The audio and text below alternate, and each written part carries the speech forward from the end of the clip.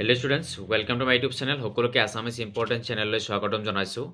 যিসকল ছাত্ৰ ছাত্ৰীয়ে 2025 চনত মেট্ৰিক পৰীক্ষা দিব তেওঁলোকৰ কাৰণে আজি মই 2021 চনৰ এটা ইংৰাজী কোৱেশ্চন পেপাৰ তোমালোকৰ মাজত মই লৈ আহিছো। তোমালোকে এই যেটো দেখিবলৈ পাইছে এটো হৈছে 2021 চনৰ ইংৰাজীৰ কোৱেশ্চন পেপাৰ। এটো কোৱেশ্চন পেপাৰৰ পৰা আজি তোমালোকক মই কিছুমান কমন প্ৰশ্ন 2025 চনৰ মেট্ৰিক পৰীক্ষাৰ কাৰণে দেখুৱাই যাম যিকিটা তোমালোকৰ মেট্ৰিক পৰীক্ষাত খুবই অহাৰ সম্ভাৱনা আছে। গতিকে তোমালোকে ভিডিওটো সম্পূৰ্ণ চাই থাকিবা আৰু এনে ধৰণৰ নিতৌ ভিডিও পাই থাকিবলৈ হলে আমাৰ চেনেলটো সাবস্ক্ৰাইব কৰি কাষত থকা বেলখন তোমালোকে বজাই ৰাখিবা।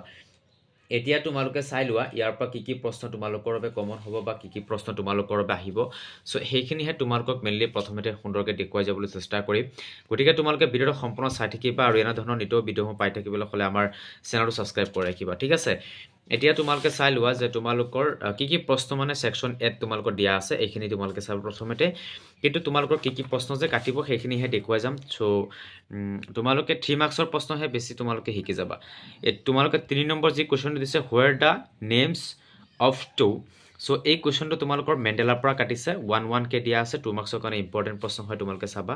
হোৱাই ডিড লিনচু go out when the big, এটো তোমালোকৰ ইম্পৰ্টেন্ট প্ৰশ্ন আছে, এটো তোমালোকে চাবা। লিনচৰ পৰা কাটিছে এই কোৱেশ্চনটো তোমালোকে চাব প্ৰথমতে। তাৰ পিছত 5 নম্বৰ কোৱেশ্চনটো তোমালোকৰ বাবে ইম্পৰ্টেন্স আছে, এইখিনি তোমালোকে প্ৰশ্ন চাবা। এফালে তোমালোকে যদি চাব বিচাৰিছা তেন্তে 7 নম্বৰ কোৱেশ্চনটো চাবা, 7 নম্বৰ কোৱেশ্চনটো আৰু 9 নম্বৰ কোৱেশ্চন, 10 নম্বৰ কোৱেশ্চন। 9 10 এইকেইটা প্ৰশ্ন তোমালোকে চাব লাগিব, মোস্ট ইম্পৰ্টেন্ট কোৱেশ্চন হয়। এইখিনি তোমালোকে যে পঢ়ি যোৱা তাৰ পৰা কমন পৰিব। তাৰ পিছত 12 নম্বৰ কোৱেশ্চনটো তোমালোকৰ লাগিব, 13 নম্বৰ কোৱেশ্চনটো ইম্পৰ্টেন্ট আৰু 15 নম্বৰ কোৱেশ্চনটো ইম্পৰ্টেন্ট। 12 13 15 এই দুটা কোৱেশ্চন তোমালোকে তিনটা কোৱেশ্চন ইয়াৰ পৰা তোমালোকে চাবা।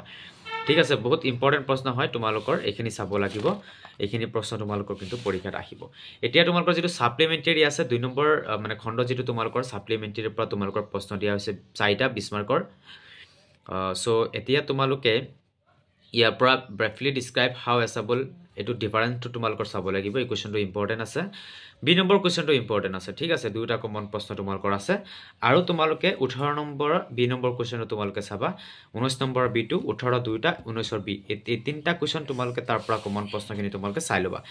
এইখিনি প্ৰশ্ন তোমালোকৰ শিকিব লাগিব। আৰু তোমালোকৰ যে এছামিছত ট্ৰান্সলেট কৰিব দিছে, তোমালোকৰ মানে এছামিছত দিয়া আছে, ইংৰাজীত তোমালোকৰ ট্ৰান্সলেট কৰিব দিছে।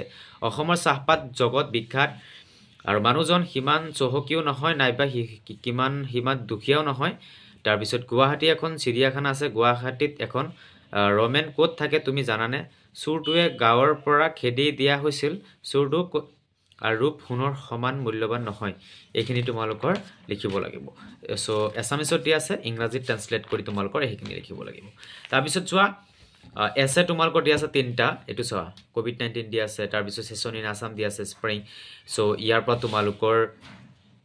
তোমালোকৰ ইয়াৰ পৰা কমন প্ৰশ্ন থকাৰ মাজত আছে বি আৰু সি নম্বৰ কোৱেশ্চনটো তোমালোকৰ কমন আছে, বি আৰু সি। এইখিনি চাব লাগিব। পেছেজ কি দিছে তোমালোকৰ সেইখিনিও দেখুৱাই দিম। পেছেজখিনি তোমালোকে চাবা ন, বহুতে পেছেজখিনিও চাব। এছত পেছেজখিনি তোমালোকে চাই লোৱা, এটো পেছেজ হয়, এইখিনি তোমালোকে চাবা। পেছেজখিনি তোমালোকে চাই লোৱা, তোমালোকৰ হয়তো কমন আছে, তোমালোকে এটো চাব পাৰা। ঠিক আছে, এইফালে চোৱা পেছেজ, এটো পেছেজ হয়, এইখিনি সুন্দৰকৈ তোমালোকে চাই লোৱা এইখিনি। সো তোমালোকৰ মাজত এইখিনি যিখিনি দেখুৱাই দিছো এইখিনি তোমালোকৰ বহুত ইম্পৰ্টেন্ট হয়, এইখিনি শিকিবা, তাৰ পৰা তোমালোকৰ কমন পৰিব। এইখিনিতে সমাপ্ত কৰিলো, ধন্যবাদ।